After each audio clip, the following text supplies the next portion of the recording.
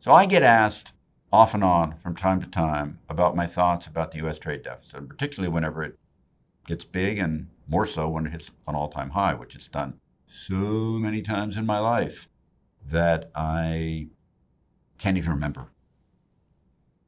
I'm going to be dismissive on this and say to you that my thoughts about the U.S. trade deficit are about as time-consuming for me as my thoughts about things that are in celebrity magazines.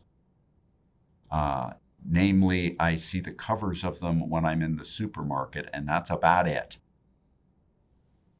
When our economy is particularly strong compared to foreign economies, our trade deficit goes up. There is no such thing as a global trade deficit, and it's the world you should focus on most importantly. It's always the world economy you should focus on most importantly, because our world, our countries are actually intertangled in trade. Our trade deficit going up is not in and of itself in any regard a bad thing, because it's associated with this formalized word deficit.